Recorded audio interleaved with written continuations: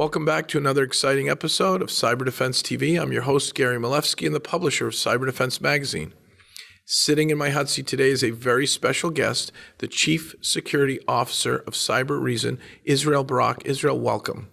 Thank you, Gary, for having me.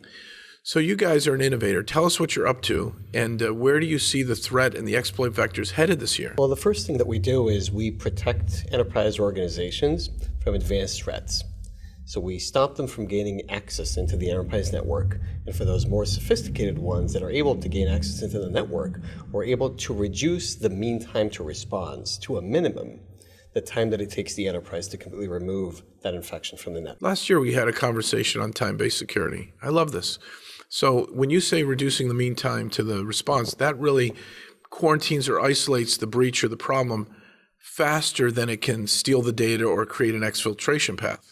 Correct. It basically means three things. The first thing it means is that we need to detect when something passed our ability to stop it. We need to know that it's there. Okay. The second thing is we need to, as automatically as possible, scope it, because oftentimes it influences or impacts multiple assets across the enterprise. So we need to scope and understand the problem extremely fast. And the third thing we need to do is to enable automatable remediation actions. So we need to tell our remediation systems or analysts in the security operations center exactly what needs to be done to undo everything that the attacker had done throughout that operation. Are these plugins, are there APIs? Is it an endpoint agent tied into talking to SIEMs and SIMs and SOARs and SOCs? I mean, how does that all work? It all starts with taking telemetry from multiple sources. Our primary source of data is endpoint data, but we enrich that data with data that's coming in from other sources as well, like network firewalls, like network IPSs, logs, etc. So we can have better quality data and more context in what potential attackers are doing. We look at the data that we collect, both the good and the bad, of what activities are happening in the environment, and we're determining in real time whether certain patterns are indicative of attack activity.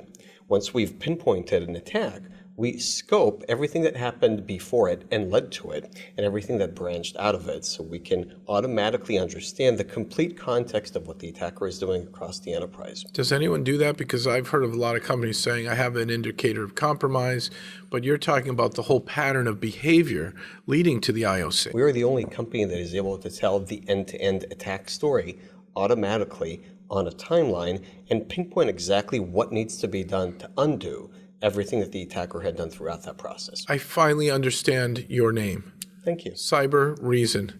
You're bringing some intelligence to cyber. So intelligence, reasoning, knowledge means we have to start from, it's like historical data. We have to understand our past. We understand our present. And maybe we can predict the future if we keep an eye on both of those variables. 100% correct. And it is also a matter of driving up efficiencies of our teams. Today, a lot of our efforts in security operations is invested in investigating incidents, telling true positives from false positives. If we want to drive up efficiencies and really allow these organizations to scale, we need to automate these processes of understanding that something is happening, understanding what is happening, and understanding automatically what needs to be done to get rid of this. Israel, is 2020 the year of security automation? I think it is. But it is not only automation. I think it's going to be the year of security analytics. And the question is, how do we leverage all the multitude of data sources that we have across the enterprise organization, endpoint, network, etc., to really automate the analytical process of understanding that data and taking effective action on that data. That's incredible. Now, here's the tough question. Is Cybereason only for large enterprise and big governments, or can an SMB or an MSSP or a mid-market company get your solution? I think our largest customer to date has almost 700,000 endpoints, and our smallest customer to date has about 100 endpoints. So wow, I like that number. Yes. So even us little guys with 100 can get your solution. Correct. Now, how long would it take me to deploy if I had 100 assets on my network or 200 employees or something like that? So the deployment process itself is a fairly easy process. It takes usually a configuration of a software deployment tool to just distribute those agents, and the entire backend is a SaaS-based platform. So this deployment tool, is this the old MSI roll it out, hit a button thing? Exactly. We've had enterprises with 200,000 endpoints rolling out the agent over the course of a weekend. the course of a weekend. Correct. 200,000 agents.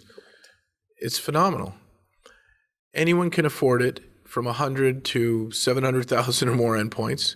You can roll them out in a weekend. Do you allow or offer proof of value or proof of concepts, demos? Is there anything we can send our viewers to do to try out Cybereason today? Of course. They can reach out to us and they can get both a demo as well as a test drive experience of getting a hands-on experience with the tool, understand how it works and the value that it generates, as well as the ease of use. And it shows that really, some of our customers have college students operating the tool in their SOCs with no prior security experience. So no security experience? No prior security experience. That's phenomenal. Yep. And so that experience... Even I can play with it. Anyone can play with it. Okay, great. So is there anything that I haven't asked you that you want to share with our readers, our viewers, and our listeners? I think that is it. And the website's easy, cybereason.com. Get them today. And you're saying it's beyond security automation. It's also security analytics. Correct. And it sounds like they've put time-based security to work. Awesome. Great interview. Thank you. I love this hot seat with you. Thank you so much, Gary, for having me. Yeah. So you've got to go to cybereason.com. Try it out today. If a college student can use it and run it, even the rest of us can. Don't wait. Get it today. And then come back next time for an exciting episode of Cyber Defense TV.